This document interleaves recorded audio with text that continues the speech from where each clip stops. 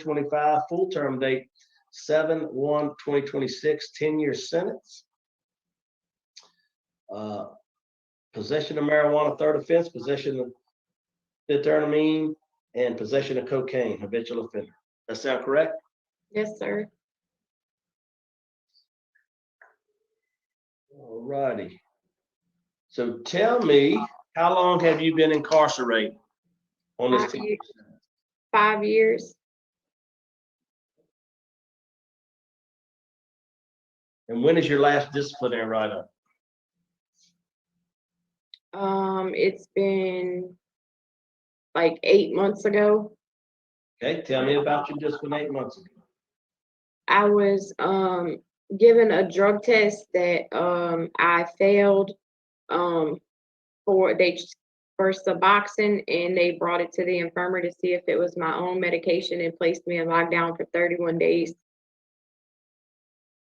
I was never taken to court. I was never found guilty or not guilty of the write-up. You were positive for Suboxone. Yes, sir. You're not taking Suboxone in there, are you? No, sir. Not supposed to anyway, right? April, can you give us any input on that? There is, when I went looking, there is no write-up to be found.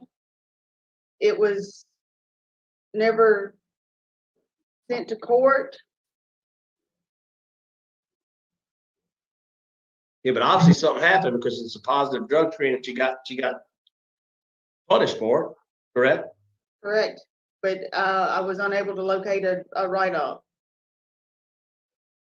Okay. All right. That's not good.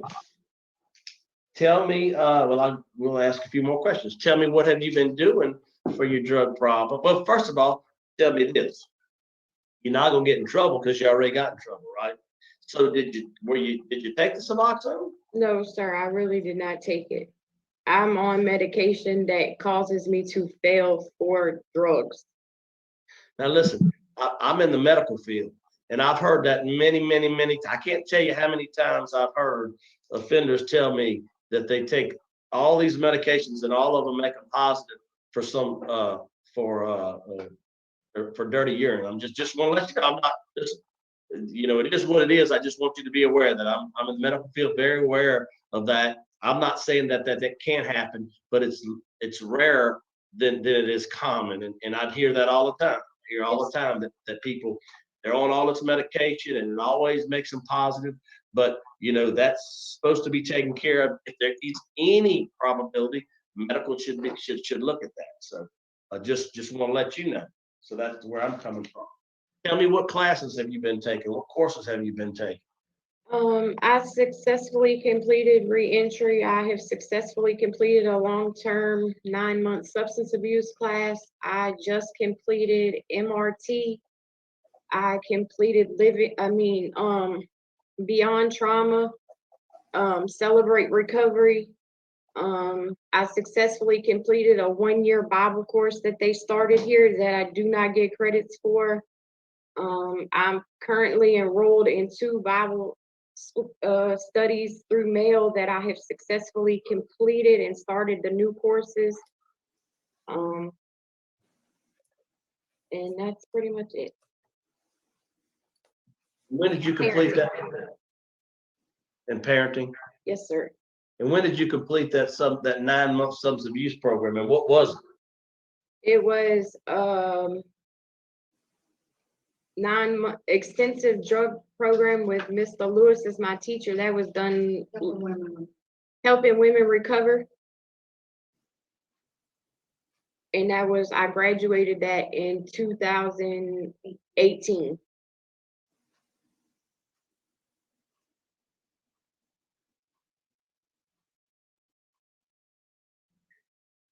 So what, you do have some opposition. There's nothing you can do about it, but obviously you have the sheriff's opposed, you have DAs opposed to your being released early. Just wanted you to know that. There's nothing you can do about that, but that's just something you need to know.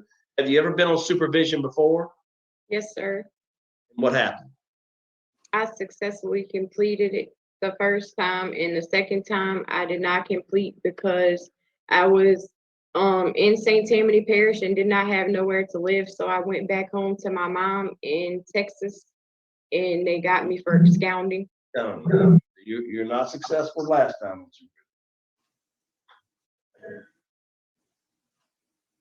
What, so what are your plans? You were to be released. What are your plans? Where are you gonna go? What you gonna do?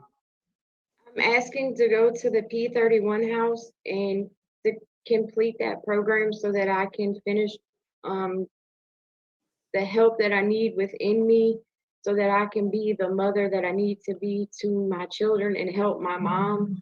Where are your children? My sister-in-law has one of them and my mom has my other ones. How old are they? They're 16, 12, 7, and 5. Same daddy, different daddies? 2 different daddies. Dads don't have anything to do with them? No, sir. They in jail? They've been in and out of jail. It was very abusive relationships that I was in.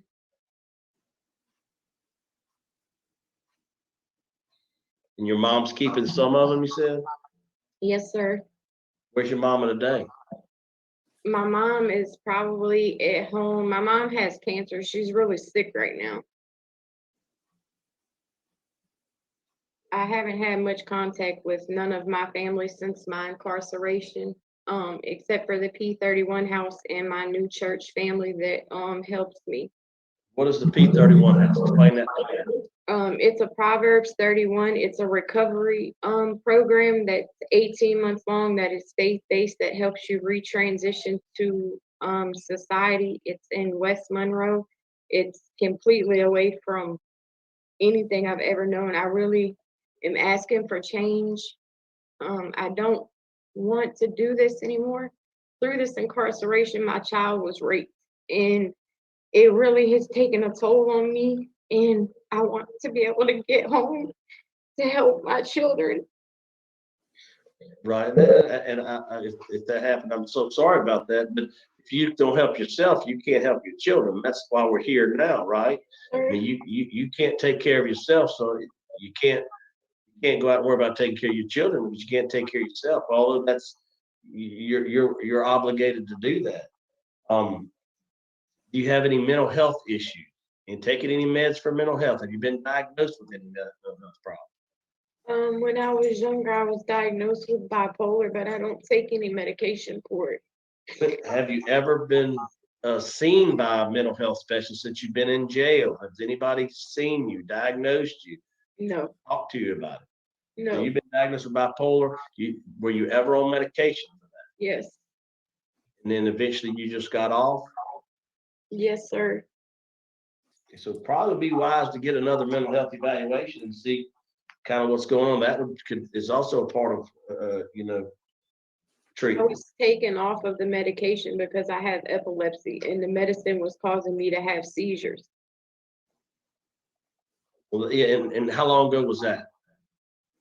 Back when I was in high school, And how old are you now? I'm 38. Okay, and I understand that epilepsy is a problem, but they have medications. Things have come a long way since that time. There are medications now that can treat your problems that can also not cause the epilepsy issue. It's just something that you definitely need to follow up, whether you get released early, whether you don't. So currently, right now, you're telling me your only place to stay is at this P31 house. I assume they have housing there and have. Yes, sir. And why isn't there anybody here today that handles that, maybe that could speak on that behalf? They was supposed to have sent y'all an acceptance letter, accepting me into the program. A letter of recommendation. Right. What, so are you gonna work? Are you just gonna go through that? What would you do?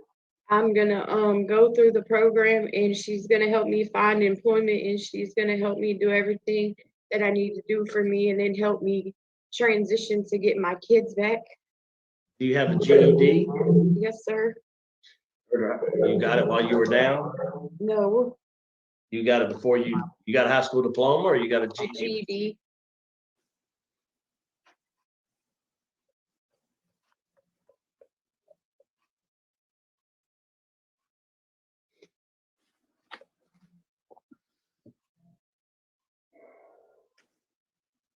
Miss April, you have any other information that you can share with us that's, obviously we're kind of confused about the lockdown situation. That is concerning to me, and I can't, it happened, and so we've got to kind of come to some type of grips with that. What, you have any other information? I'm very familiar with the P31 house. It is a transitional house in Monroe. They do work from there. It is a very, it's a good house. Is it just for females or is it for It's males? only for females. They work, they are required to go to church, go to meetings. She's very strict. She's no nonsense. You either abide by her rules or you have to leave. And is that Tina Bass? It is. It is. It's Tina's house. I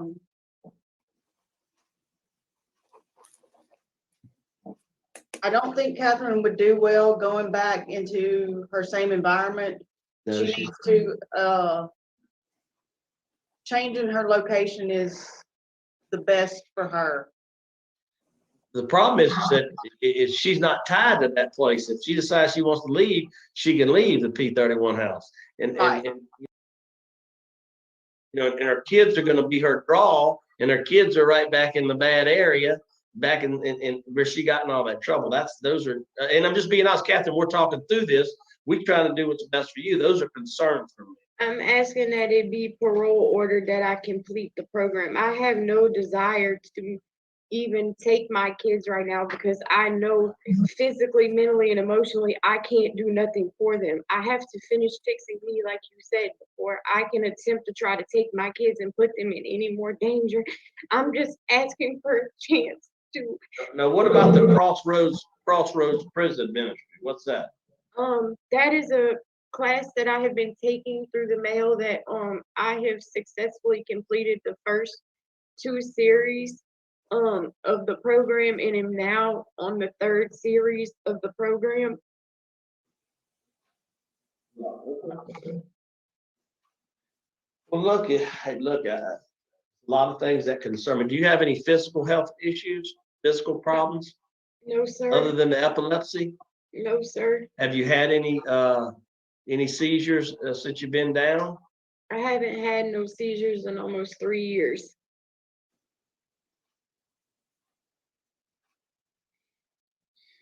So again, I'm gonna let my colleagues speak for a minute, but just let's just walk through this one more time, okay?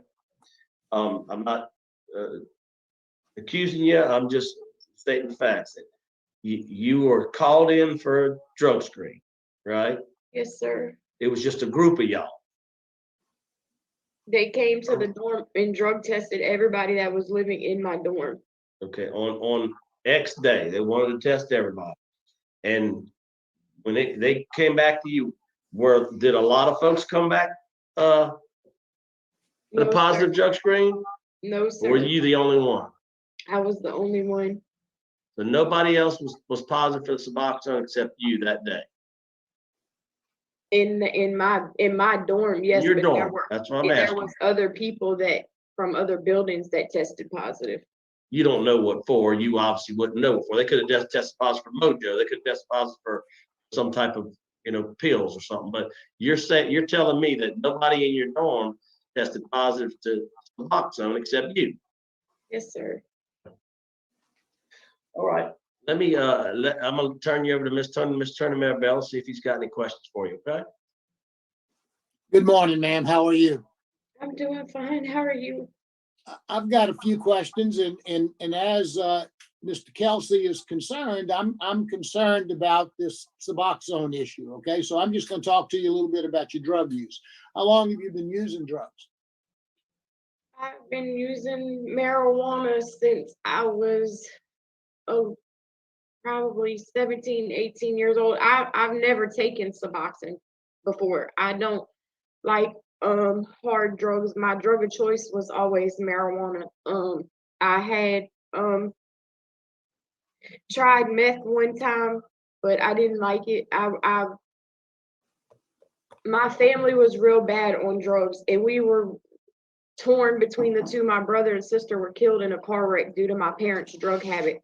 And that really did something to me growing up. And I did not want my children to have to grow up the same way that I did. So I was around drugs due to the fact of my husband and the people who I was associated with. It wasn't that I was using drugs. Well, I'm looking at your record, and you have at least 2 arrests and convictions for possession of cocaine, possession of phentermine, possession of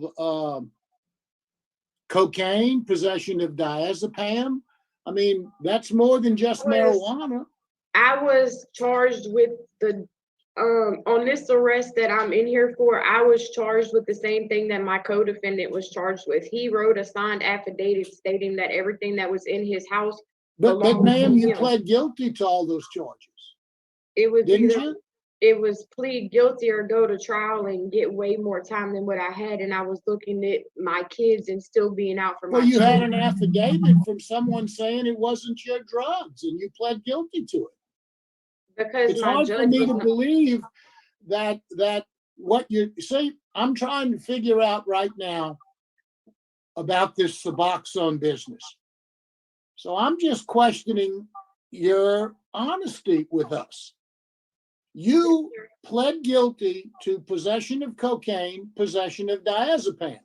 On another occasion, a number of years later, possession of phentermine, possession of cocaine. You pled guilty to those charges, and all you ever had was marijuana? Why is that? all I ever smoked was marijuana. I never said that I didn't have the other stuff. My first charge, yes, that was all me. I was selling drugs to take care of my children because I did not have a job. This time when I got my arrest, I was living with somebody because I did not have nowhere to live. And this man had drugs in his house. And when they came in the house, all the drugs was in the dresser, and they charged everybody in the house with the same thing. Well, you said that you believe the medication that you were taking caused you to test positive for Suboxone. What are you taking? I take Dilantin for my seizures, and they have me on a pain medicine. And I don't know what the name of that is.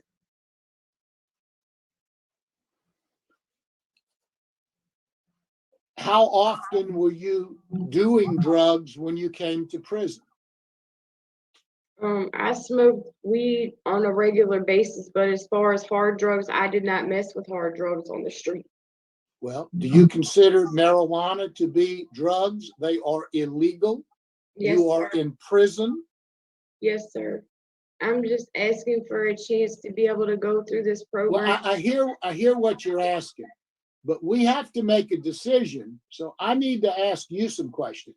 Tell me what your plan is to stay away from marijuana, assuming I'll accept your word for you. Your drug is marijuana. You used it up until the time you came to prison. What have you learned in prison that will satisfy me that you won't be doing marijuana anymore? I have went through this long-term substance abuse class, and the teacher, Mr. Trent Lewis, Tell really me about helped that me. class. What was the class? You said you went through a 9-month program. Was that It the was Steve Hall program? Yes, sir. It was helping Okay. women recover. My teacher, Mr. Lewis, really helped me deal with a lot of issues that I had that was inside of me to help me break the barriers to where I could start the healing process within me so that when I do re-enter society that I can be successful in society. I have no desire to use any drugs ever again. I want to be able to get a regular job, maintain my walk with Christ, and I have positive people around me that's not negative. These people want to see me strive. These people want to help me succeed in life. I have all positive. Instead of everything being negative around me, I have a bunch of positive things to look forward to. And I actually have a family now that is willing to help me and show me what it is to be right. Okay, I'm more concerned about you and not your surroundings. Are you familiar with the 12 steps? Yes, sir. Tell I've me never- about them. I've never, in Celebrate Recovery, we learned the Beatitudes. I haven't actually done the 12-step, Alcohol Anonymous, but, I learned to, admit that I have a problem and to come to, grips with that so that I can deal with what needs to be dealt with. How important do you consider going to meetings like AA meeting? Have you ever gone to an AA meeting or an NA meeting? No, I'm willing to go to them every day of the week if that's what I have to do. Now for you me. went through a 9-month program and no one talked to you about meetings and how important that is? Mr. Lewis, How important that is? Mr. Lewis talked to us about meetings, but he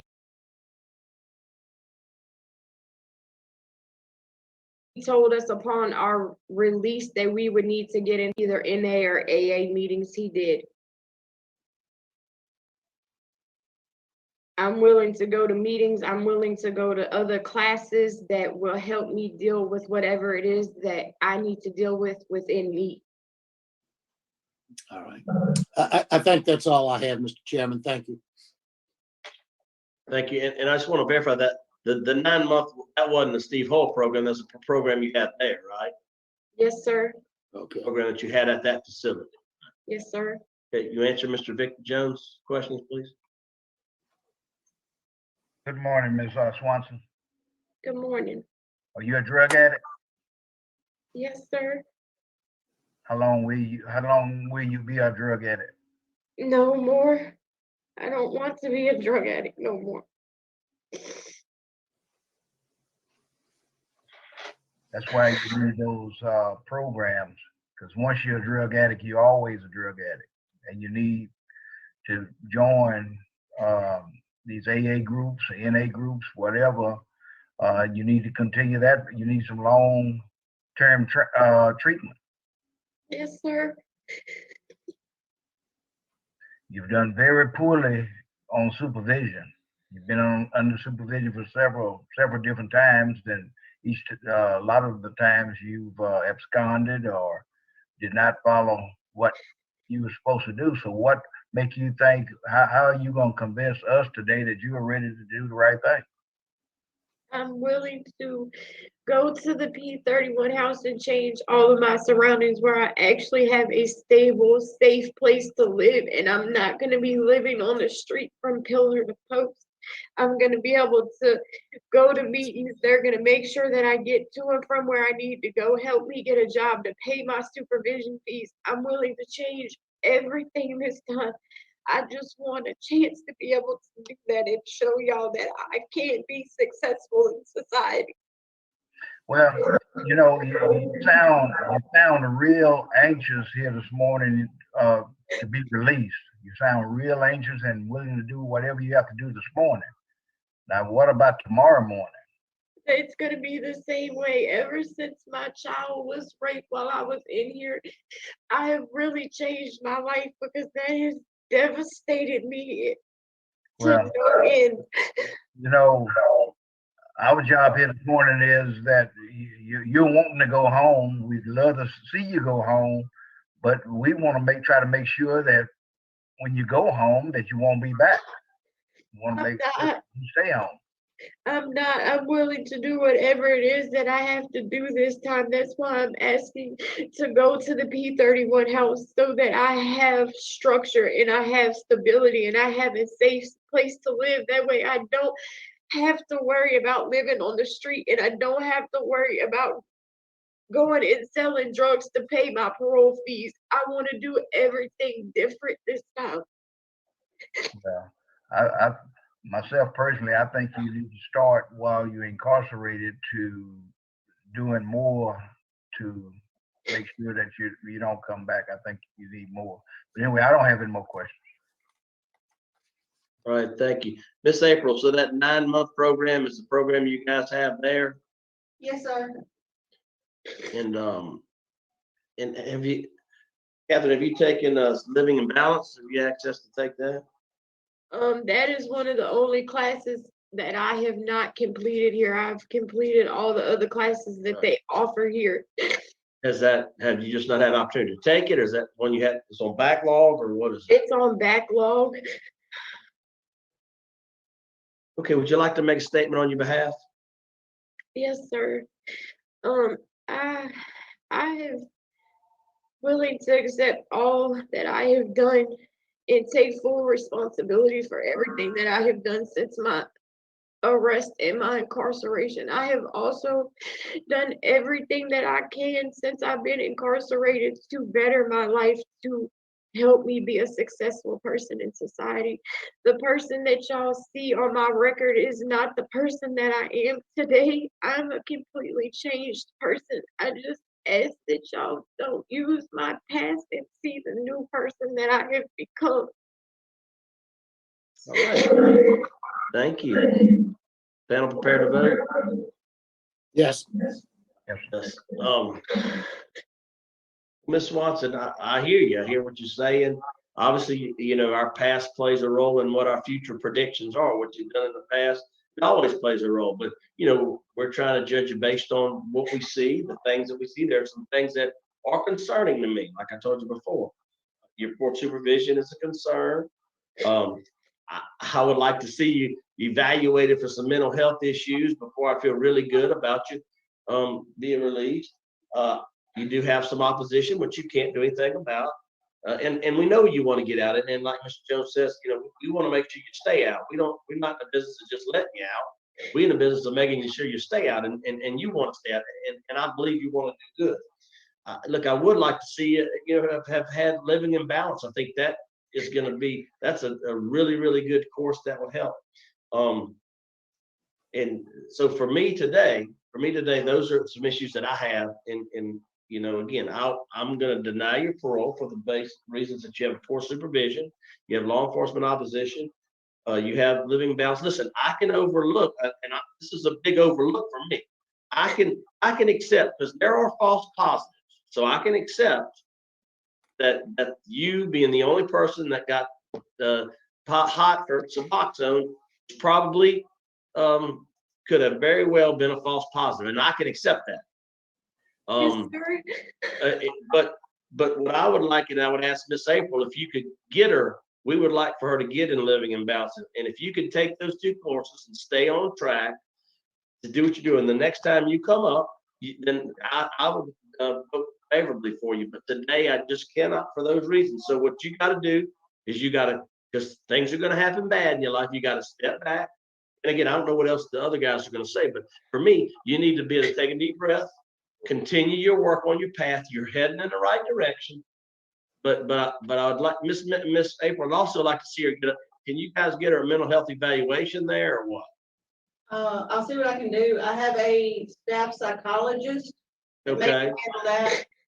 Yeah, right. If we could get that as well. Those are some things that I'd like to see right now, Ms. Swanson. And again, and like I tell you, I'm going to give you a pass on the positive effects. I believe you. Okay, I do believe what you're telling me, and I can believe that. But these other things, I think you need to get a handle, and then I think you'll have a better opportunity the next time you come up. But that's my vote for today. Okay, so keep working hard, Mr. Marabella.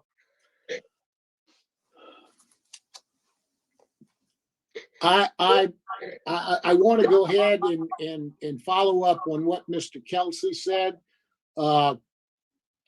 I believe a mental health evaluation is important. You're obviously very nervous today, and I understand that, but you're also very anxious, and I realize that as well.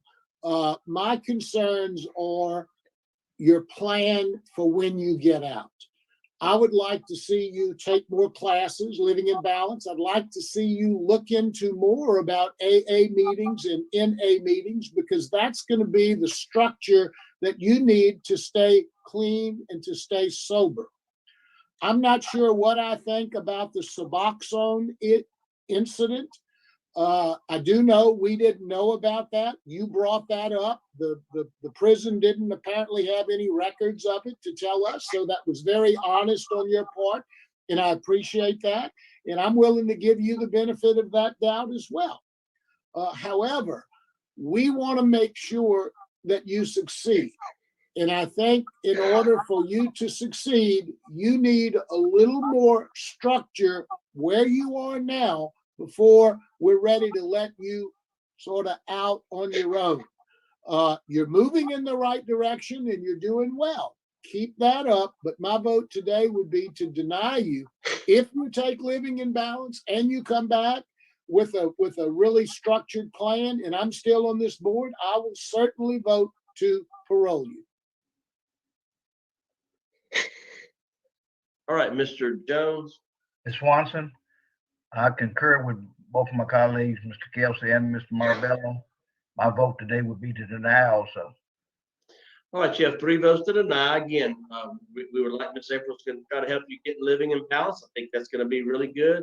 Also, have you a mental health evaluation. You'll continue to work on the NAA and the 12 steps. So the next time you come in front of the board, and also with a good structured plan, which we think, I'm not saying the P31 house is not a good option, but beyond that, we have to have some options. But keep working hard. You're headed in the right direction. So you can either get mad and not do anything and it'd be worse for you. You can take this as construction, come back and next time, and I think you might have a better opportunity. But 3 votes to deny, your parole's been denied. Thank you.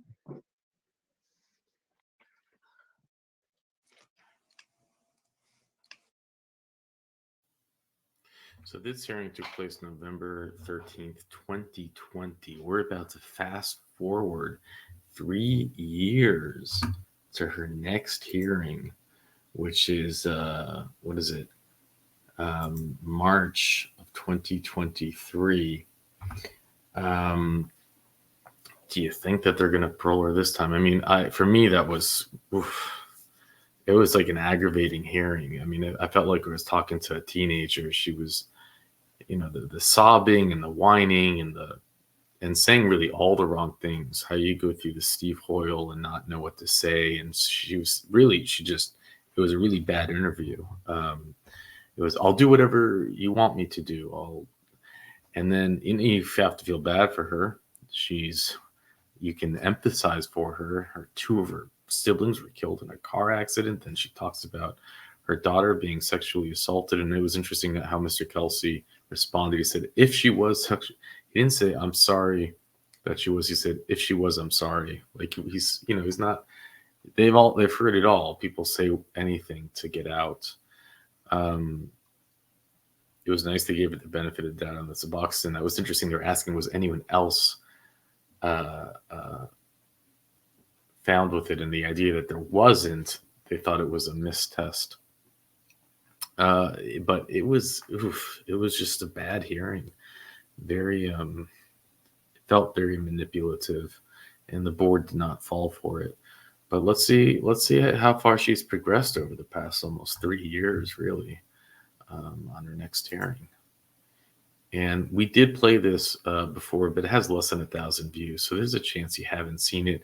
Richard pointed out that he found her original hearing, so I thought I would connect the two. Let's go. C number for the record. Catherine Swanson, 561053. All right, Catherine, my name is Brendan Kelsey, along with me, Cheryl Renata and Alvin Roche will be your panel. I'll read some information to the record. We'll have a parole interview, ask you some questions. You can respond. At the end, you can make a statement. We'll take a vote. You understand the process? Yes, sir. Catherine Swanson, DOC number 561053, you're a second-class offender. Parole eligibility date 1/2/2019, good time 7/6/2025, full term 7/1/2026, 10-year sentence. Possession of marijuana, cocaine, does that all sound right? Yes, sir. Okay, how old are you? I'm 38. 38 years old. Tell me what's going on. You were it was a third offense of the marijuana. Also, you had possession of cocaine and I guess that's weight loss pills, right? Yes, sir. So 37, you said? Yes, sir. What's a 37-year-old doing all that stuff? Well, I have 6 kids at home and I come from a very rough family and I was selling drugs to take care of my children. I no longer am doing that. I have taken all of the classes here I thought she said 38. Did she say 38 or 37? Anyways, that could possibly be taken to better myself. I have been accepted into the P31 program with Miss Tina Bass. They said they will be my sponsors and help me change my way of living. I'm changing everything. I'm going to a whole different place. I don't know nobody. It's going to be about me and my kids this time. It's not going to be about no man or nobody else. Very good kids. You got 6 of them. Where are they? My brother has them right now. Are they all underage? What's the ages? No, 19, 17, 12, and 9. You got some twins in there? That's not 6. Yeah, I have 2 sets of identical twin boys.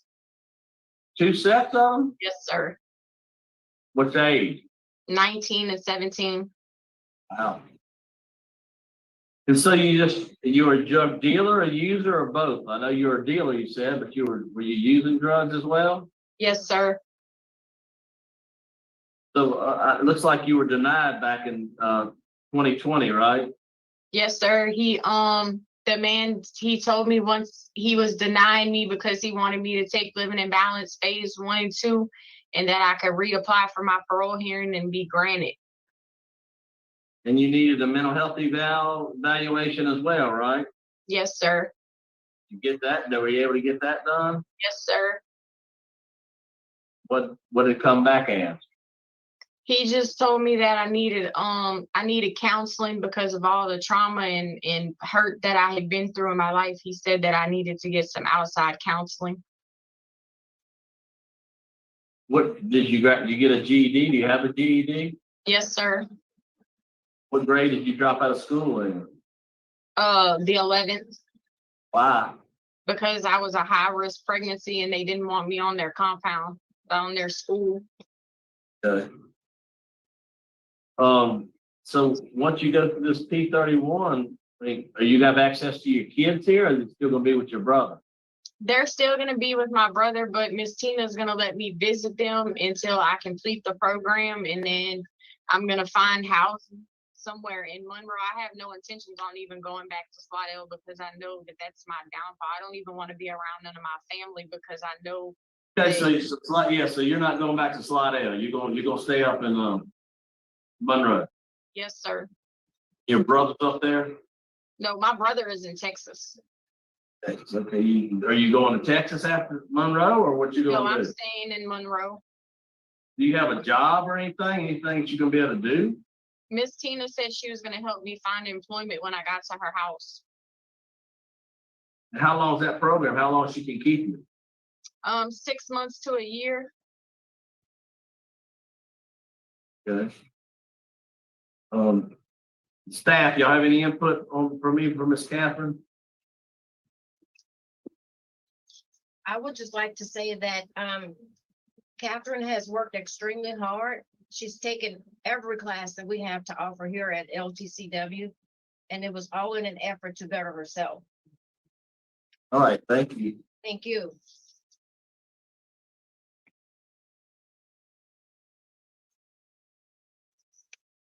All right, Catherine, would you like to make a statement on your behalf? I would like to say I just ask y'all to not look at my past and look at my future and give me a second chance to be able to go out there and be the mother I need to be to my children and also be able to see my mother before she passes away because she is on hospice and is really sick. So that I can just go out there and help other people and let them know that there's hope on the other side of this as long as they just stay straight and not do what I did to come to jail. Okay, well, but really the past is all we kind of have to look at. I don't think we can look at your future. That's left up to you, isn't it? Yes, sir. Well, I'm gonna go ahead and vote today. I'm concerned about a lot of things, but look, I think you're being honest with me. You had a lot of good letters of recommendation. You're going to the P31 program. This will probably be your last shot. I mean, if you get out there and you start cutting up again, you're gonna be back in jail for a long, long time. Yes, I'm sir. gonna grant your parole today to the P31 program. You'll have, I want you to, again, have your mental health evaluation. They'll evaluate you, give you some counseling. And I want you to follow up with whatever their care is, whatever their recommendations are as far as NAAA, things like that. Yes, sir. You take care of your kids. It's exactly right. You're a mom and you got to take care of your kids. So, Ms. Renata? Martha and I do concur. You did what was asked of you since the last hearing. And I spoke highly of you, my baby, the same as before. Mr. Rocha? Mr. Chairman, I voted the same reasons as Mr. Kelsey and All right, Catherine, you have 3 votes to grant your parole to the P31 program. You better stick in it. Don't head back. There's no reason to go back to Slidell. You need to start all over. Here's your opportunity. People, places, and things. You need to start over, and you'll have a great opportunity. So 3 votes to grant your parole. Your parole's been granted. Good luck to you. Thank you. Welcome. And we'll adjourn. You're okay. I think the difference was palpable. That was quite incredible. I mean, just like, it felt like the maturity level had evolved. I think this is just a really great example about how the prison system rehabilitating and kind of growing someone. The first hearing, it was really a different kind of approach. It felt like blaming everyone, manipulation. I need to get out for this, I need to get out for that, versus coming in there like really confidently and and also she put in the work. You heard what the warden said, the staff member said, she went to every program, and it really showed. It showed. I mean, it was black and white, I think, between the 2 different people that we saw. There was someone 3 years ago and someone who's really matured, and that was really great to see. I think that was really cool to see someone evolve through the system. And, it's funny, she gets a 10-year sentence for narcotics. She claims she never did anything but marijuana, which I don't know if that's, she was selling to support her family. And, but besides that point, I think it's quite, I think it's very positive, very warming feeling to see someone go through that growth and maturity. And I hope we don't ever see her again.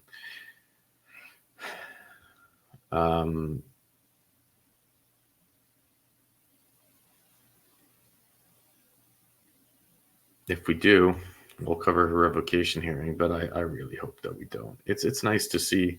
It's good to see the system working. I think that we saw the system working here. But you tell me what your thoughts are. But with that, let's go to the next hearing. Hey, Joshua, my name is Brendan Kelsey. I have Mr. Jones and Ms. Wise. I'll explain the process to you. Read some information to the record. We'll have a parole interview, ask you some questions. You can respond. At the end, you can make a statement. At the appropriate time, everyone will be able to make a statement, and then we'll take a vote. You understand the process? Yes, sir. Joshua Hobson, DOC number 339349, second-class offender. Armed robbery, 7/28/1997, 43 years, hard labor, parole date 1/3/2021. Good time date 6/1/2039, full term date 5/26/2040. Does that sound correct? Yes, sir. Okay. All right, would you answer Mr. Jones's questions first? Good afternoon, Mr. Hobbs.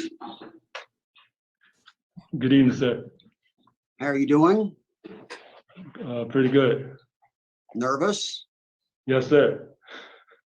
Well, that's good. First time I have an inmate's not nervous, I'm going to start worrying about the job we do.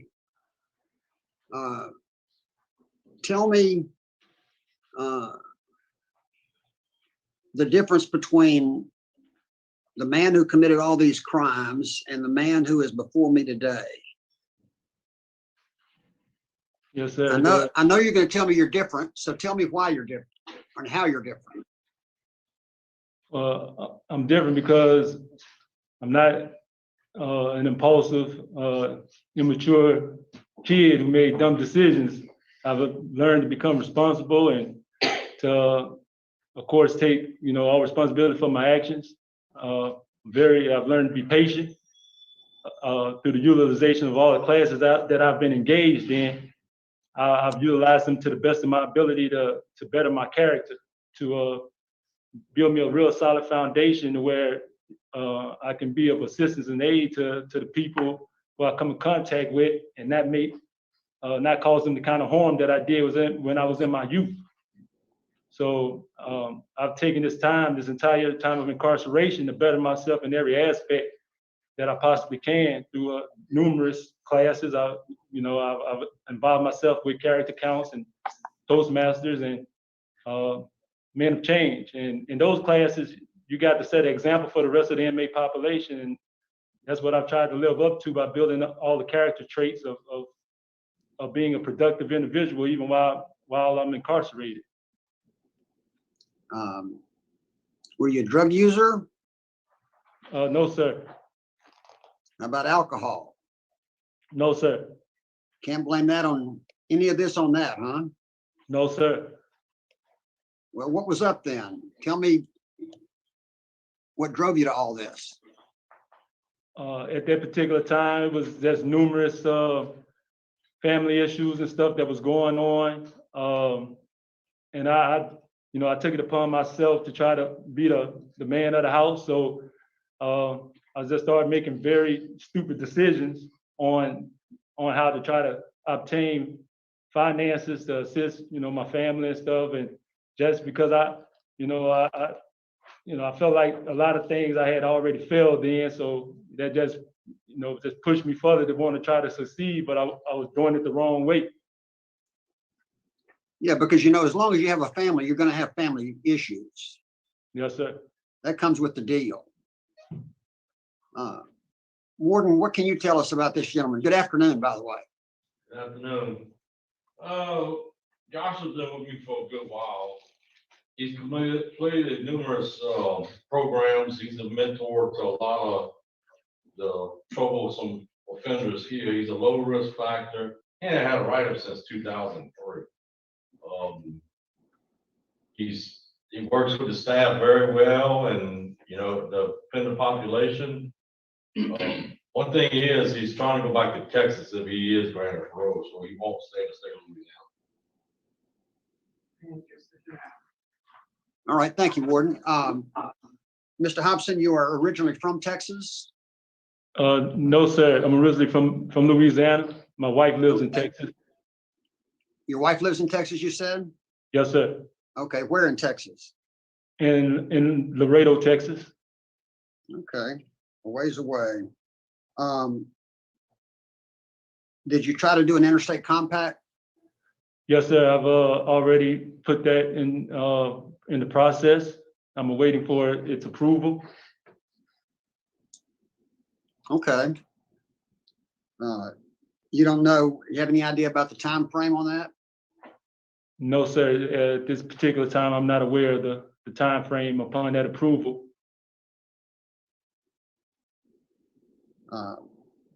Well, I see your wife is with us now, and she may be able to speak more to that. Of the programs you've taken, which do you consider to be the most valuable to you? I've considered character counts to be the most valuable. Character counts, it gives you the pillars. It gives you all of the pillars you need, like citizenship, caring. It teaches you respect, trustworthiness, honesty, the kind of stuff that to be a good person in society, to be able to, like I said, aid people, to give them guidance, to give them the right direction. Because, like I said, I mean, what I did was completely unjustified, and I just feel like I never felt good doing any of those things. I never felt good committing any robbery. I actually started understanding what it feels like to feel good when I was helping people, when I was giving them something that I know was going to benefit their life. And And what have you done to benefit people's lives? Well, I've been a mentor in the program, and what we do is that we hold classes. I teach numerous classes from male-female relationships to fatherhood to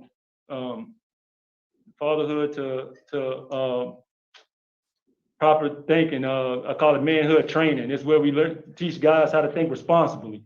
We teach them that at the end of the day, you got to know what's valuable to you. Either it's going to be your family or it's going to be yourself. And if you go with what you want, then that's being selfish.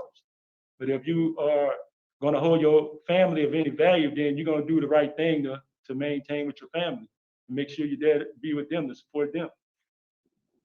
Okay, you've been trained in a number of trades, is that right?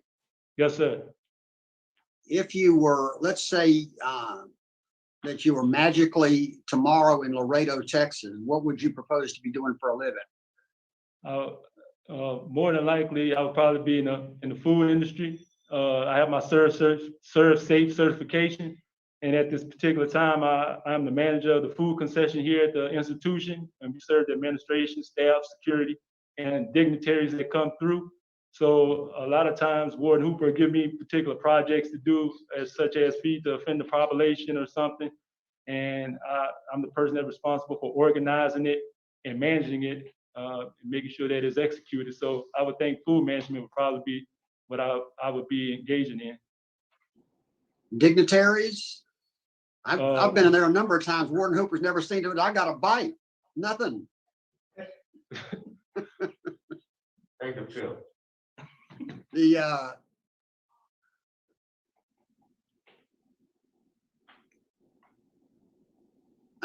Never mind. That's all the questions I have, Mr. Hobson. Thank you. Ms. Burwise.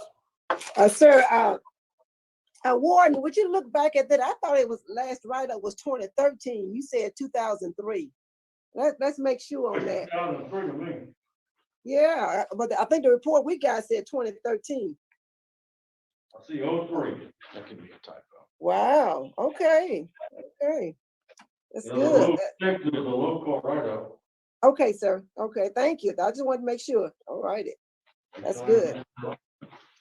Sir, I just want to call out for the record that there's nothing you can do about this, but all law enforcement is opposed to your early release. I do know some letters of recommendation. One is from the Ashland University coordinator. That is in our file. That speaks well of you. And call out for the record how much time you've served on your sentence, on this 43-year sentence.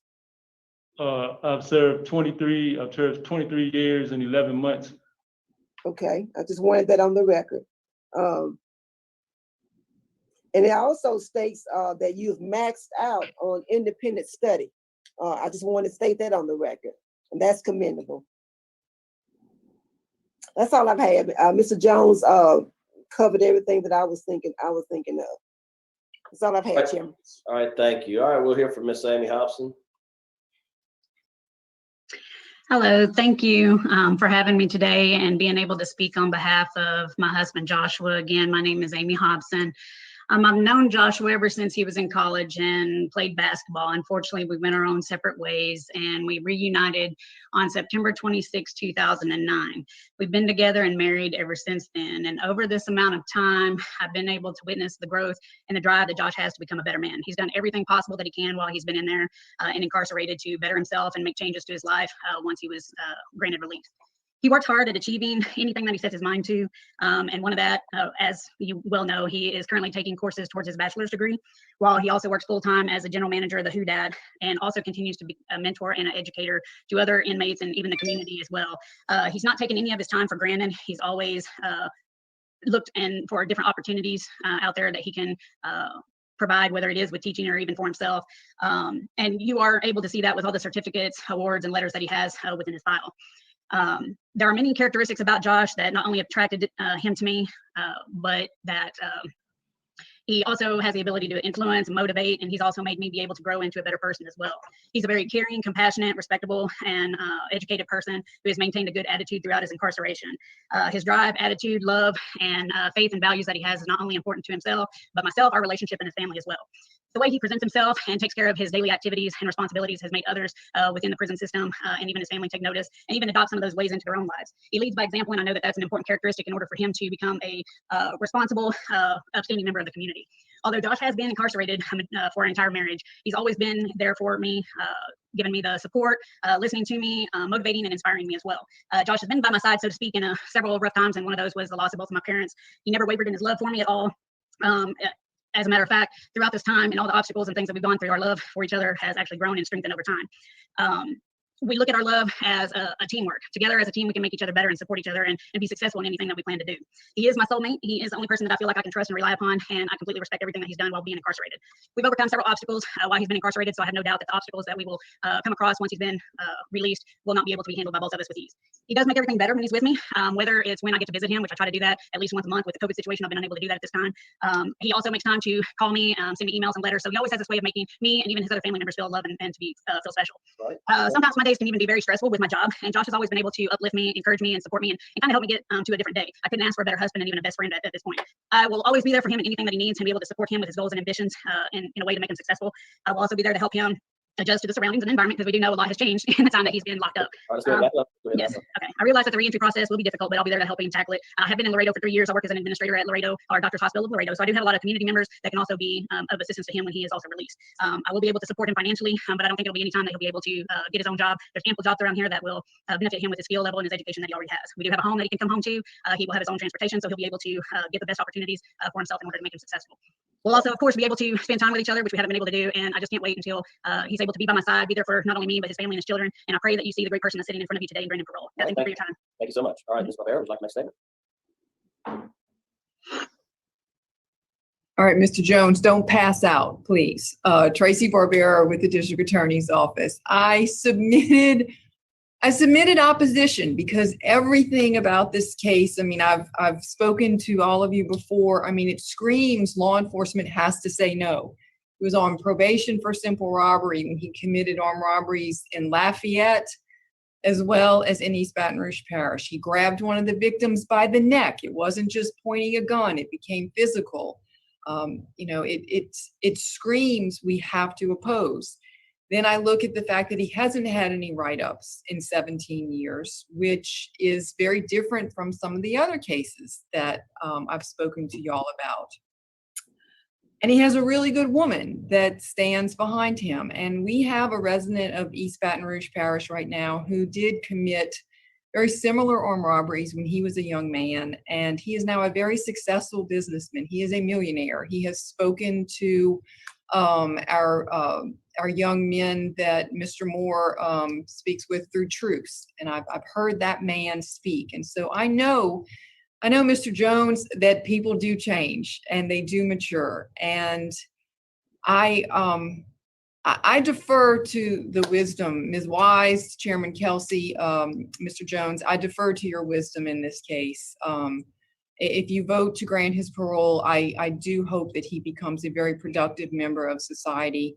And I know he will still be supervised if he should mess up. So thank you. Thank you. Thank you, Ms. Barbera. All right, Ms. Matz, would you like to, Creel, you want to speak?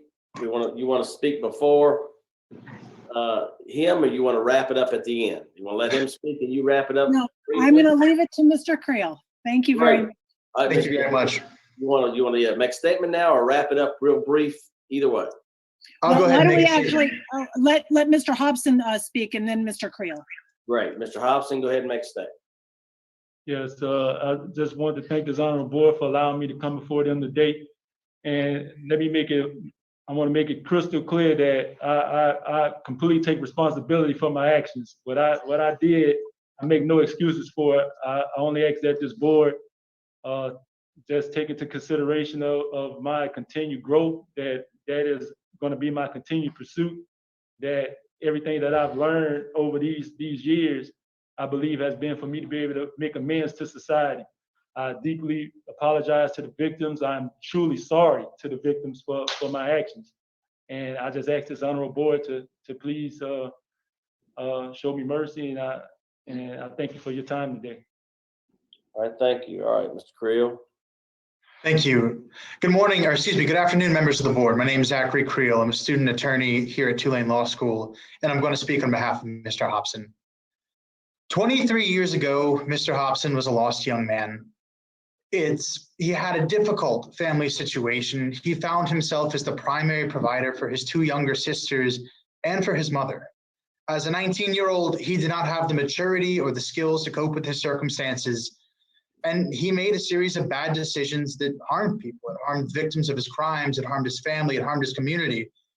But since being incarcerated, he has recognized the harm that he has done, and he has taken responsibility for it. He has spent the last 2 decades atoning for his crimes and maturing as a person. And today, Mr. Hobson is proof that men can change and that men can better themselves. He is proof that rehabilitation occurs within our prison system. His collection of program certificates demonstrates the effort that he's expended to improve himself. His disciplinary record demonstrates the judgment and the decision-making skills that he's acquired since his incarceration. And his dedication to serving others demonstrates the personal values that now inform his life choices. Nothing expresses Mr. Hobson's change better than an excerpt from this email that we received from one of his mentees, a man named Charles Rogers. Mr. Rogers describes a time in which he was struggling to find motivation to continue participating in prison programming. At that point, he turned to Mr. Hobson for counsel, and this is what Mr. Hobson told him. You were man enough to do what you did to get here. Be man enough to accept the consequences. If you truly want to be a better man, you will do it regardless of if you get out of here or not. It's easy to do the right thing when everyone's watching. Try doing the right thing when no one is watching. Mr. Rogers is adamant that Mr. Hobson not only exemplifies this advice, but that he lives it out each and every day in his life. Now, I'd like to turn and take a moment to talk about Mr. Hobson's support system on the outside.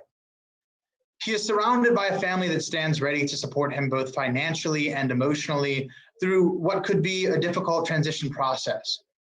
You've already heard from Amy, who's his wife, but I think you should be aware that there are more than 28 people watching his YouTube stream right now, including his mother, his father, his sisters, nephews, cousins, in-laws, and former mentees. And all of them are ready and willing to give Mr. Hobson what he needs to thrive should he be released. Today, Mr. Hobson is no longer lost. He's found his bearings in the joy that he derives from serving others and in the love that he shares with his wife and his family. He now has purpose, skills, and values to guide him through life. Members of the board, Joshua Hobson has worked hard to correct his personal failings, and he has been successful. Few others within the Department of Corrections have demonstrated the level of rehabilitation that Joshua Hobson has achieved. We respectfully ask that you grant his request for parole. Thank you for your time. Thank you. All right, is panel prepared to vote? Yep. Mr. Is this Mr. Jones or this is Miss? It's me. Miss Jones, your case. Go ahead.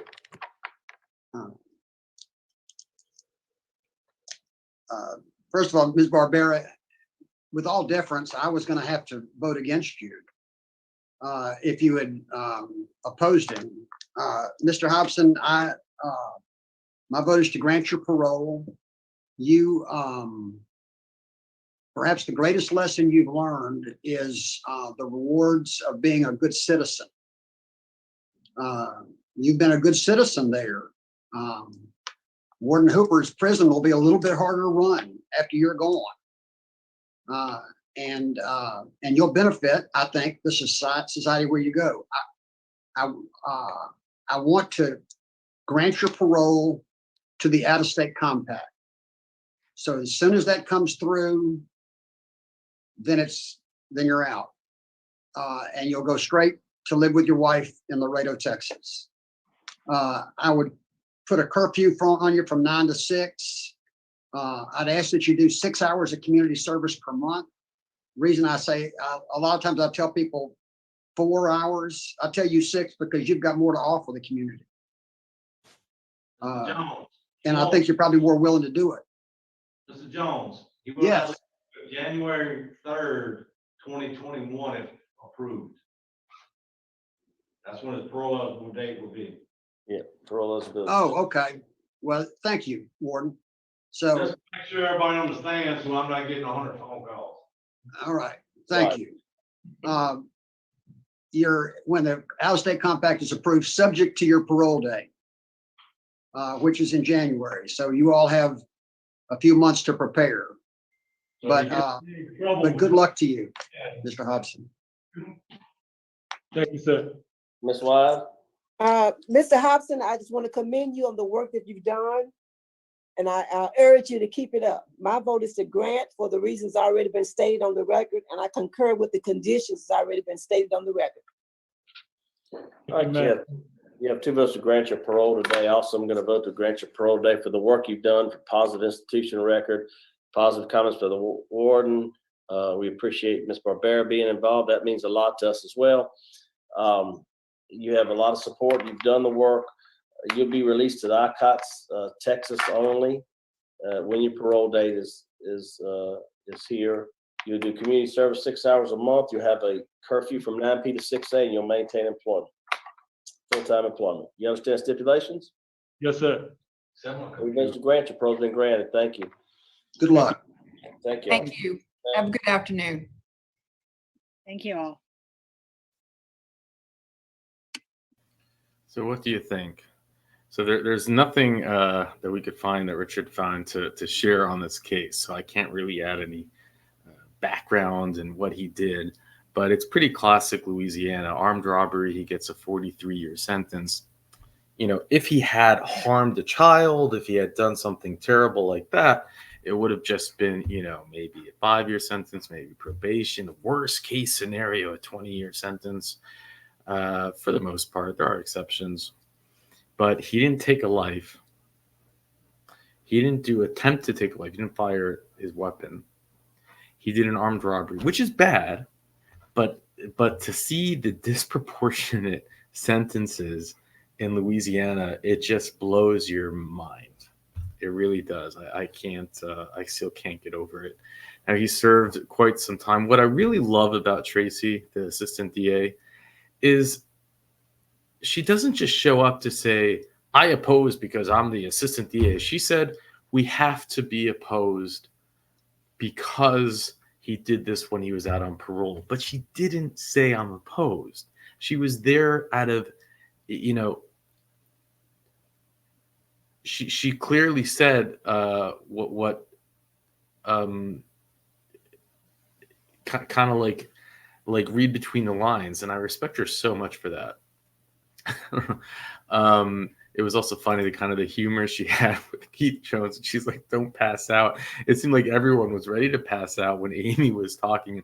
I listened to this hearing before I recorded it. I sometimes do that, so I multitask. Right? I'll if I'm out about doing something, I'll put on a hearing and listen to it.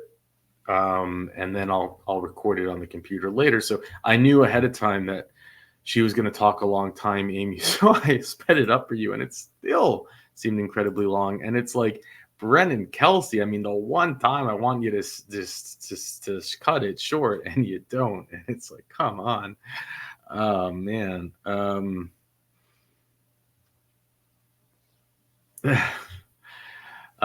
You know, we have had conversations about why people, you know, she's been married to him while he's been locked up for all these years, and I have had some people, some subscribers email me who are in relationships with inmates that may never get out, and they have told me the appeal and why, and from their perspective, it's very interesting. One thing that stuck out to me that they really appreciate are the letters, which is a lost art. You know, today, who writes letters? But now you can connect and become intimate in a way that most people aren't today, which is through letter writing.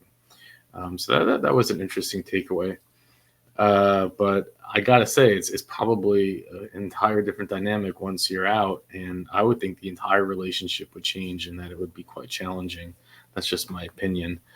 But I'm happy he got out. As far as I know, he's still out, and they do like it when you have ICOTs to different states. That's a big plus. But that was my takeaway. So let's jump to the next hearing. felony offender. Your offenses are forcible rape and crime against nature. You were sentenced on December 17th, 1979. You received a 60-year sentence for the forcible rape and a 5-year sentence for the crime against nature. Those are running consecutively, so your total sentence is 65 years. Your parole date was January 19th, 1999. You're not eligible for good time, and your full term date is May 21st, 2043. Is this information correct? Yes, sir. Mr. Langendorfer, your case was assigned to me. First of all, happy birthday. You have a birthday? Yeah. Happy birthday. Oh, yes, thank you very much. Today is your 78th birthday, am I correct? Yes, you are. And you've been incarcerated for the last 42 years. Yes, sir.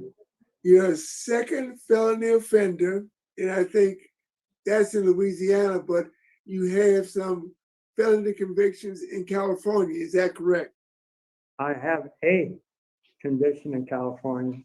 Okay, but you have numerous arrests for kidnapping, in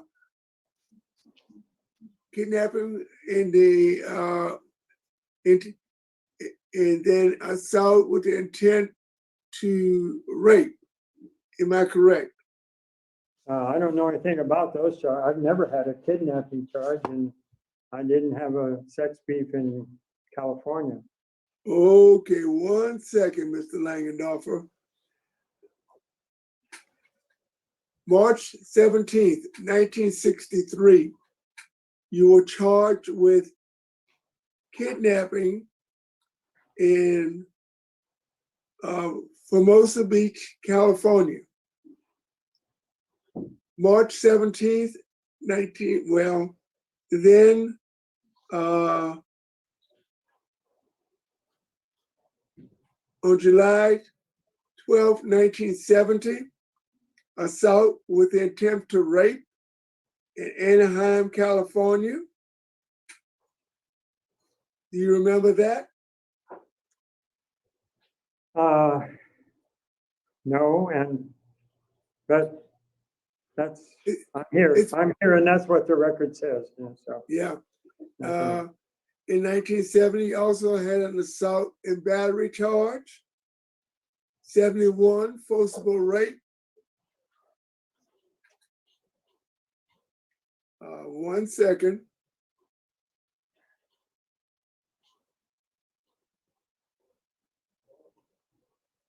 (1971) again, assault with intent to rape, assault with a deadly weapon.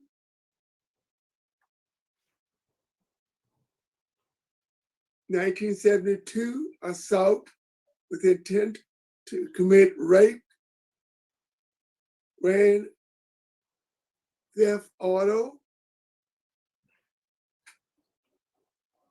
1979 armed robbery. So it goes on and on. Wow. So you do have an extensive criminal history, and you have a history of sex offenses.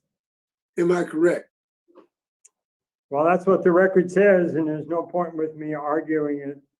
Okay. Okay. Your last hearing was on April 13th, 2017, and you were denied because you had 2 disciplinary write-ups in the last 12 months. You had a 30M and a 22. So basically, the only reason you got denied last time was you had disciplinary write-ups. Is that correct? Yes, sir. And after that hearing, you had 3 more disciplinary write-ups. Is that correct? No, sir. I haven't had any in the last 2 years. Sir, your hearing was in 2017. After that hearing, did you not have 3 disciplinary write-ups in 2018? Oh, I don't know. In my last write-up was in November of 19, so. Okay, so basically you've had 3 disciplinary write-ups, Class B write-ups since your last hearing. No. You had a number 17 for the destruction of state property, a number 28 for aggravated work offense, and you also had another theft between last hearing and this hearing. Is that correct? My last write-up was November of, I forget the actual date, but November of 2019. Okay, and when was your last hearing? The ordinance says 18. Yeah, when was your last hearing? Uh, 2017. April 3rd, 2017. Oh. Yes, my last hearing. Write-up since you went up for parole, April 2017. You've had 3 write-ups since that date. That's what he's trying to. Okay, yes, Trying to say, you're arguing with him. yes, sir, that sounds correct. Okay, so basically, Mr. Langendorfer, you knew that disciplinary issues would cause you problems. And I know you've not had a write-up in the last 2 years, but it shows that disregard for rules and regulations, when you know your disciplinary conduct is going to count against you, and you still had not 1, 2, but you had 3 disciplinary write-ups after your last hearing. And that concerns me. I'm glad you've not had a write-up since November of 2018, which is going on 2.5 years, but it shows a disregard for rules and regulations. I have 3 concerns this afternoon. And if you can address those concerns, I think maybe we can help you. First of all, was your disciplinary issues, and like one said that you've not had a write-up since November of 2018, which shows some improvement. And then your arrest record really concerns me. Kidnapping, assault, battery, assault with intent to commit rape, in the present offense where you said that you committed the crime, but you didn't assault the young lady, and you still have not taken responsibility for that forcible rape. Am I correct? No one's asked me about it. Let me ask you about it. Did you sexually assault the young lady in the back room of the business when you attempted to defraud yourself as a salesman for a lighting company? I was working as a salesman for a lighting company. Okay. However, I did not assault anyone. Okay. Okay. Now, my third concern is your transition plan. You said your transition plan is with a Miss Karen Johnson. Is that correct? In Shreveport, Louisiana. She's just the landlord, sir. Okay. Who will you be staying with?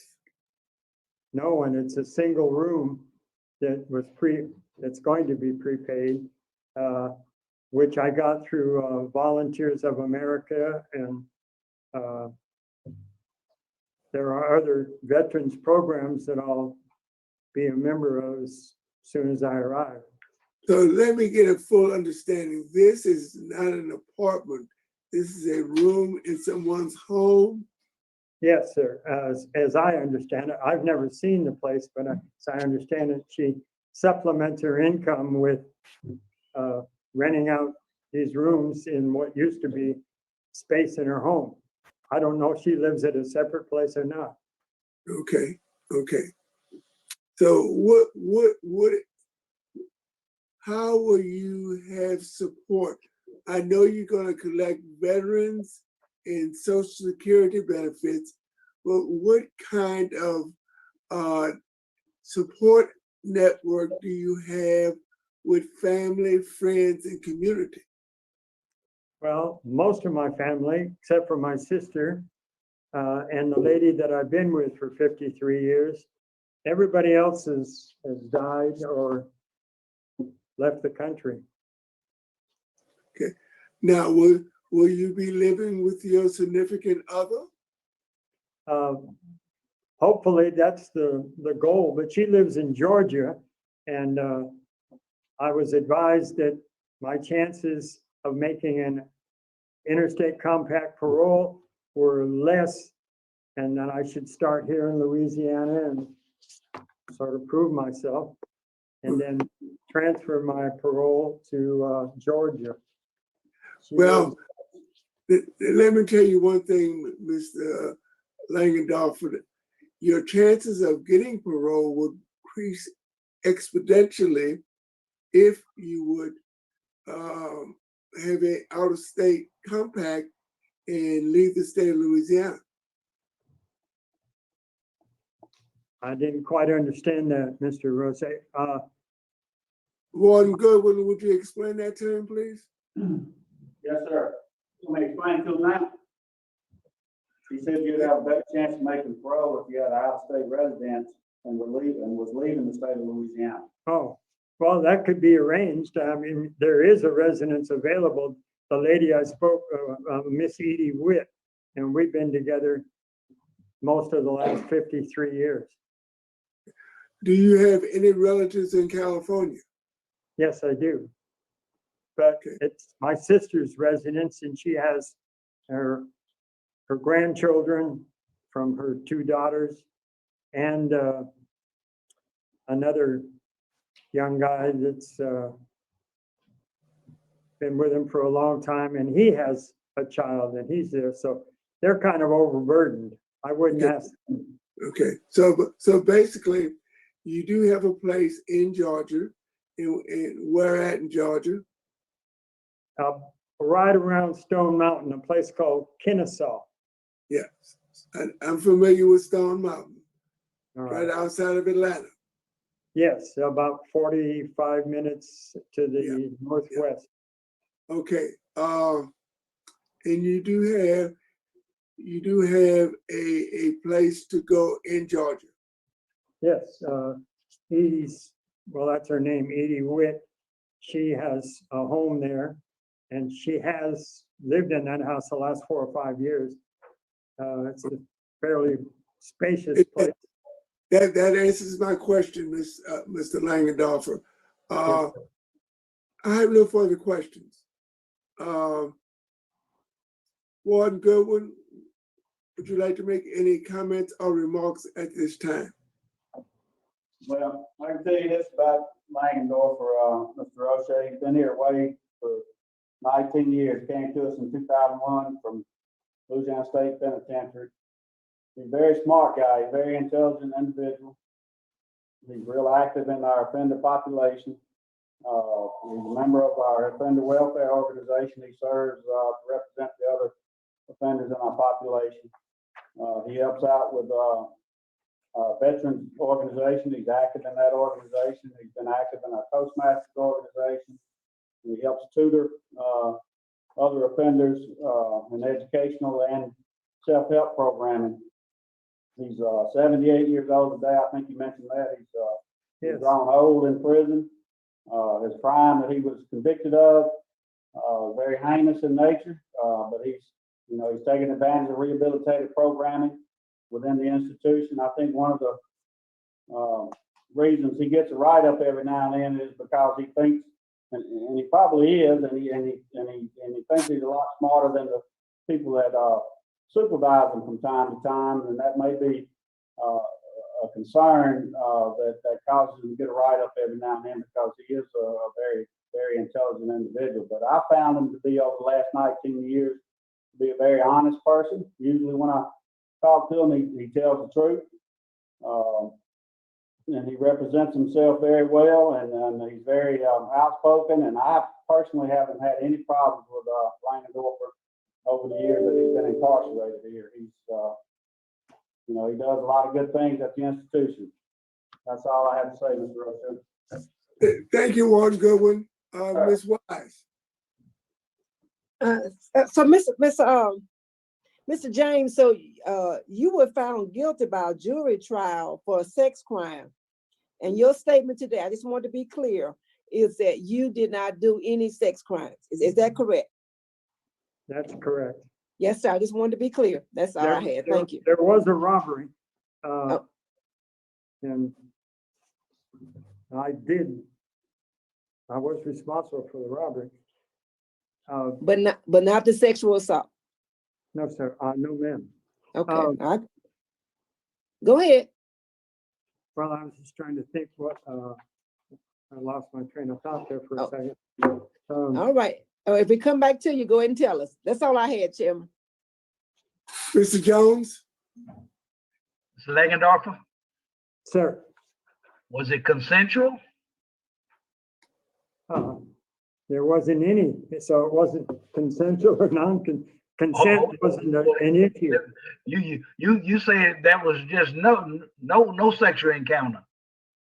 Well, sir, what happened is that this young lady was, there were two other individuals involved, and I ran them off because they were talking about hurting her real bad and doing if they saw her face and all this crap. And anyway, when she called the police, she told them she'd been robbed. When she called her mother, she told them she'd been robbed. This is all part of the trial transcript. And when the first responders to the event called, she told them she had been robbed. And it was sometime later, after interrogation and there was a lot of confusion at the lineup. Anyway, the story changed a day or two later and became when her mother came to the store to tell her that it was her father's birthday and that she should go right home so they could have the birthday party instead of going out and does whatever she did after work. Apparently, she had some friends she partied with. And I can only surmise that she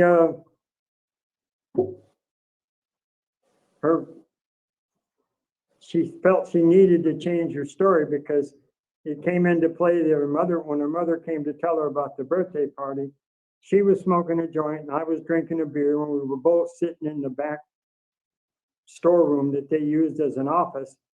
In order to open the safe, I had to see what model it was and how old it was, because it could have been something I couldn't handle. And so all that came out too. I don't know how the police or whoever, I've never seen the original police report, so, but I was really surprised that it involved anything sexual. There was a robbery for certain. There was a robbery, and she may have been really afraid or traumatized. I don't know, but no one laid a hand on her. But that was a jury trial. This was a jury trial you went through? Yes, sir. It was less than unanimous. The first jury vote was 9-3, and then 8-4, and finally 10-2. Okay. And that's going through the. Well, it's like they had to have had some kind of evidence or something there. I don't know. Well, anyway, sir? They didn't have any physical evidence, any forensic evidence. Okay. I don't have any other questions. They said it was mishandled and. Mr. Jones, Mr. Langendorfer, would you close with a brief statement? All right. In 1996, I attended a car roast weekend. And ever since that weekend, my whole attitude about what I should do with my life and how I should do it. And I decided after that weekend that I wanted to make a difference in other people's lives around me. I wanted to stop serving myself and serve those that might need a little help. And it turns out there's lots of people who need help, including myself. But anyway, I made it a goal to serve others, serve their needs, stop thinking so much about myself and what I thought I needed or wanted. And I think I've done that, or I've attempted to. Anyway, when I first got to Louisiana, I was in a totally foreign atmosphere and environment. Matter of fact, the first words that were spoken to me down at Hunt, which was in an induction center, was, "Who is you?" And I didn't even understand that person when they asked me that. No one had ever phrased. Mr. Langendorfer, Sir, tell us why we should release you early. well, because I am 78 and I don't know how many more. Even though I'm in reasonably good health, health has become an issue. I've just signed up to take the COVID vaccine. And so every day is precious. Every year ticking by is one more year that I don't have.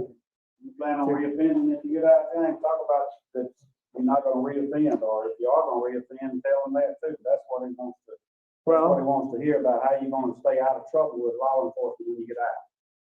Well, despite what you often read there, I have no plans to involve myself. It was only self-centered, self-absorbed behavior that led me to pull that robbery. It just gotten to Louisiana, a new house, a new child, and what you gonna do in 2021 to stay out of prison? Tell them that. well, I'm gonna get a job, as the warden pointed out. I have a good education.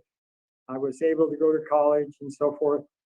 I'm gonna work and I'm gonna apply myself. However, I'm long past current computer skills. Someone gave me a phone right now, one of those new phones. I'd probably have to spend the day figuring out how to use it. I've never had one in my hand. The last software program I used was Windows 98, I think. So it's been a while, but I do have the skills and the ability to not only get a job, but a pretty good job.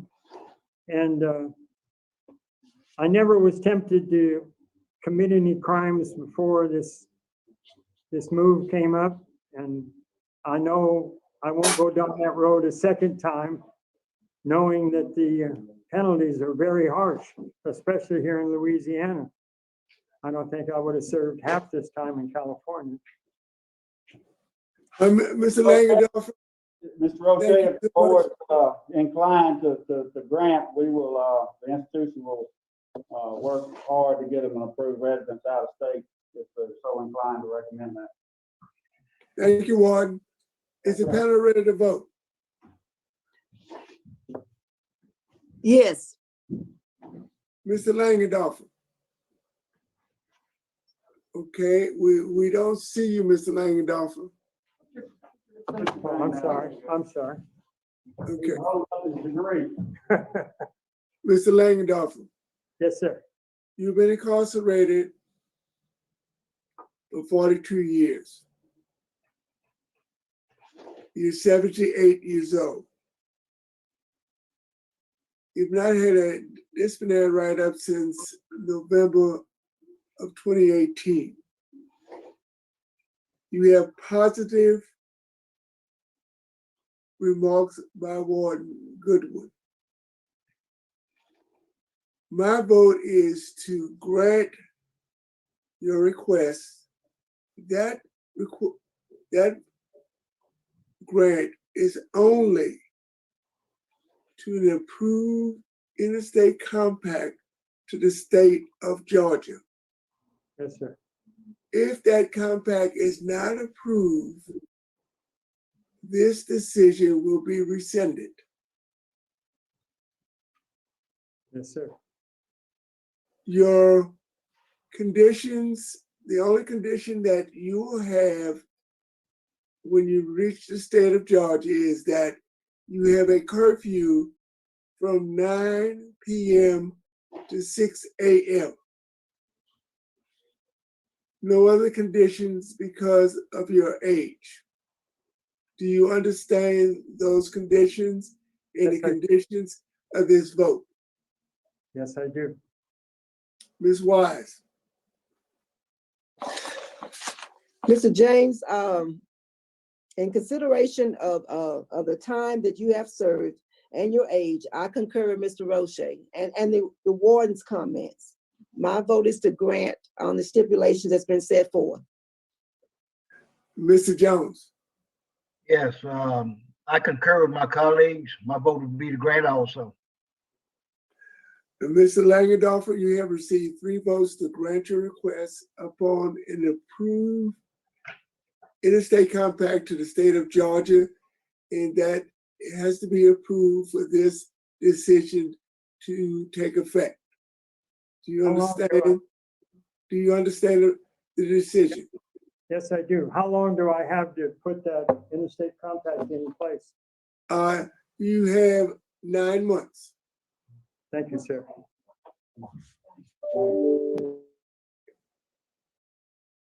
Okay, so now you tell me, and I've been wondering this whole time, is he telling the truth about not being involved in the sexual assault but doing the robbery?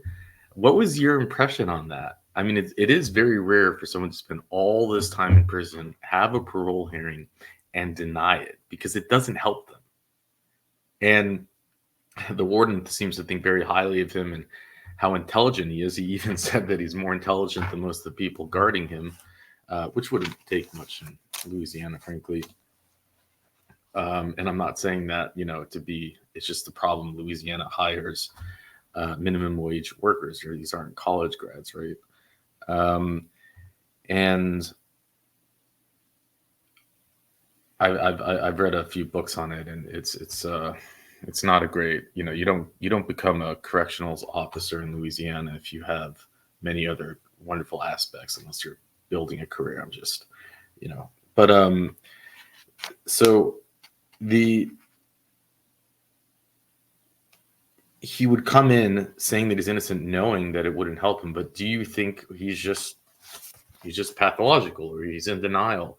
I mean, he has a 1970 charge, assault battery. He has a 1971 forcible. Then he has a 1972 assault with intent to. And then in 79, he has a long record of doing a lot of bad stuff. And it seems a record of sexual offenses. And because of that record, I certainly just wouldn't believe him. Why would I?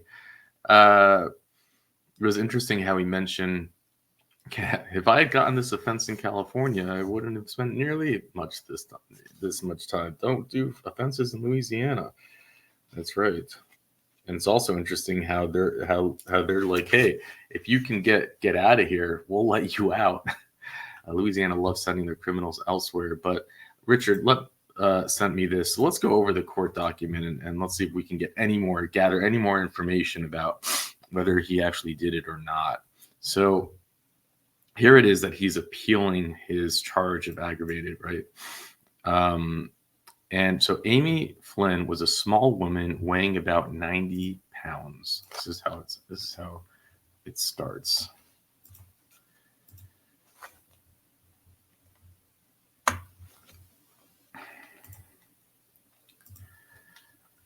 She was a salesperson at the T-shirt plus shop in Shreve City, Caddo Parish, in January 1979. Since separated, she was then married and living with her husband. So since then she separated, but At that time, she was married and living with her husband. The defendant came in that afternoon about 2 p.m. and represented that he was a lighting fixture salesman. He remained about an hour and then left, returning at 4 to 4:30 in the afternoon. The two visited. Amy Williams went into the back room to smoke a cigarette, and Langdefort accompanied her, bringing a beer from his car. So it sounds like, okay, they're going to go hang out. I'll bring a beer, you a cigarette. And like he said, her mother, Dell, came by for a few minutes to discuss the birthday dinner for their father. Amy was getting ready to close the store at 6 o'clock. So she was vacuuming, sweeping, and Langdefort started, and it just says it, he started to restrict her airways with his hands. He then ordered her to take her clothes off.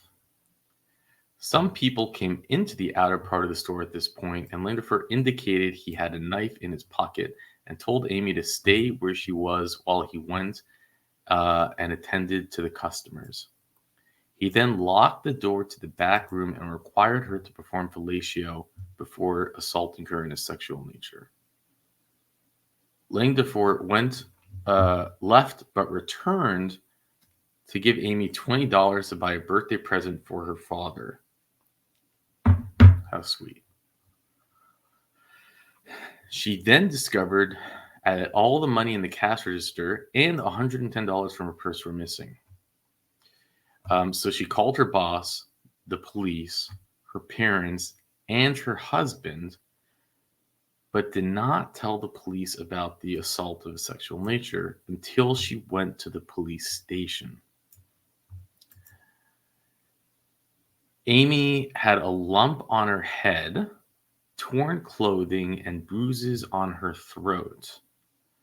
Hospital tests indicated recent sexual intercourse.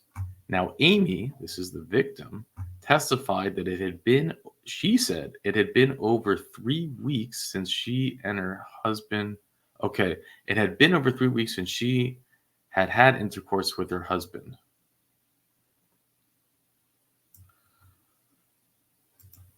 Both Amy and her mother identified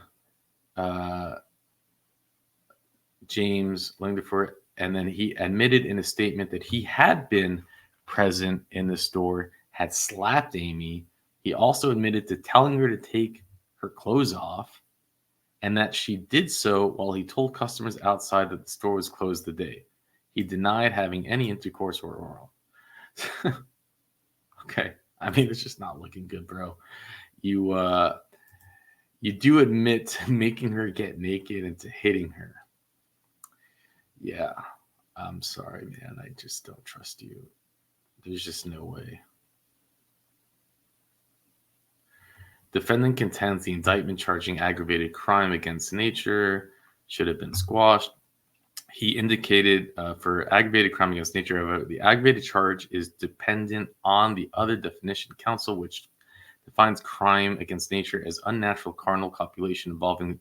They're saying that the fellatio was the crime against nature. Isn't that interesting how they categorize that? I know this is like the 80s, so, or like 1979. Defendant also contends that since he was convicted of simple crime against nature, the oral which occurred was found by the jury to be consensual. What?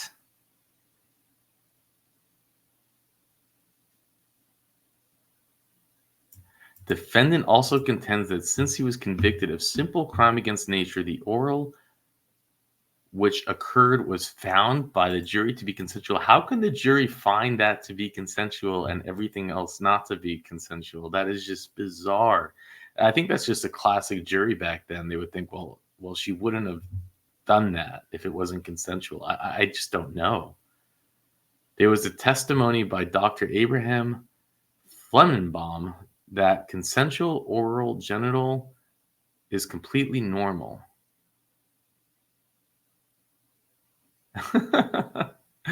It's funny. It's a different time, man. The defendant contends that they have to have a doctor come and say it's normal. This is not, taboo. Defendant contends that the statutory prohibition against oral is unconstitutional invasion of privacy. There's a lot to be said in here. It's like, I guess the laws, like that was considered against the law as a crime against nature, just to do that act. And they have to have a doctor come in and say, no, it's a normal act. That's interesting, huh? It is unnecessary to consider what the disposition of this argument would be in truly consensual case, which charged with aggravated crime against nature. The evidence fully supports the charge. Even though the jury exercises discretion to return a lesser verdict, this does not affect the verdict of the indictment. Juries and courts and laws are strange.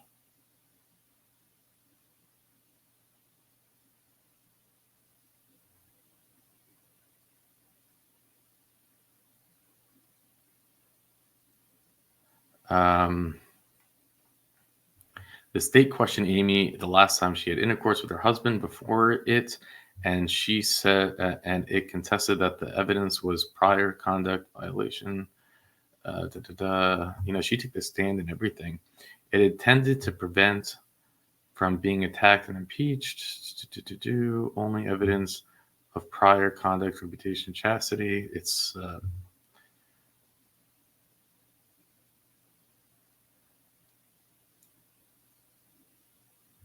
the coroner.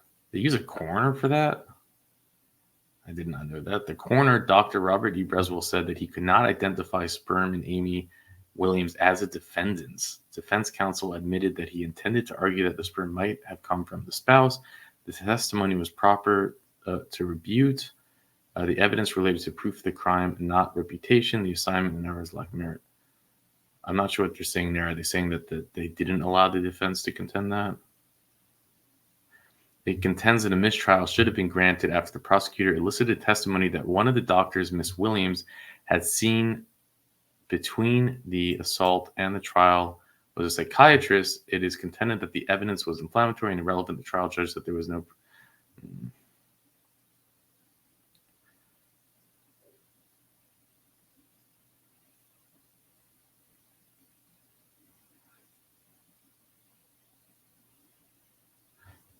California record shows that he was in prison on May 10, 1973 and paroled August 1976. He got just 3 years.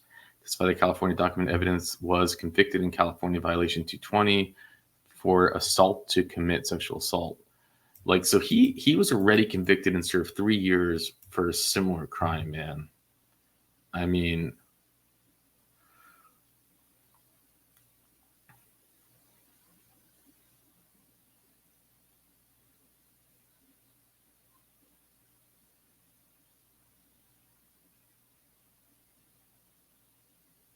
it wasn't even considered a felony in California. I think that's what that's saying. Wow, California is strange.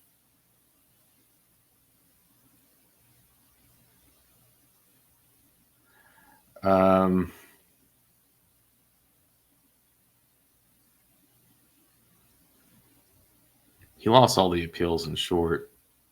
It is interesting that the jury was not unanimous, but Louisiana was one of the only 2 states up until just a few years ago that did not require unanimous jury for life sentences and other things. The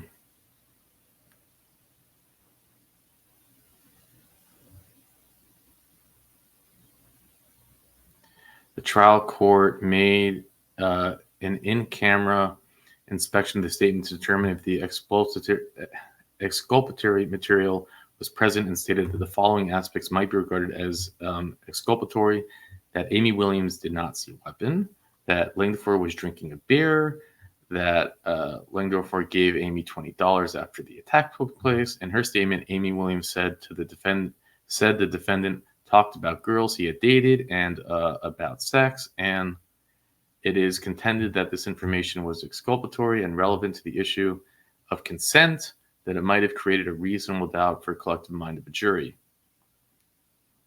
At trial, Amy testified that she and Langdorfer also married discussed the problems of marriage. So they're both married at the time. They were talking about the problems of marriage. They were particularly her marriage and different things in general. It was clear to the jury that the two had a fairly lengthy, detailed chat. The mere fact that Langford talked about sex during the discussion does not imply consent to sexual relations by his listener. In view of the condition of Amy and her clothes, the jury could not reasonably have believed that she had consented to the act. Although the trial court may have erred in not revealing the statement of the consent of the defense, the omission did deny the defendant fair trial. Evidence does not raise legitimate. All right, I mean, you tell me. You know, in his mind, what is he saying? He actually is denying even having relations with her. So it's not like he's saying, well, it was consensual, you know, it was some type of passion thing, which then she felt guilty about, or after she realized he stole the money, she got angry, she didn't announce it right away, whatever. He's saying that it never even happened. He's saying that he had her take her clothes off, but nothing happened. I just can't buy it. He has a track record of doing it. The story doesn't make sense. You know, how can someone still show up all those years later and say that he never did it? It's just beyond me. I really don't understand that. But you tell me, man. And you tell me. I don't buy it. But with that, I'll let you go.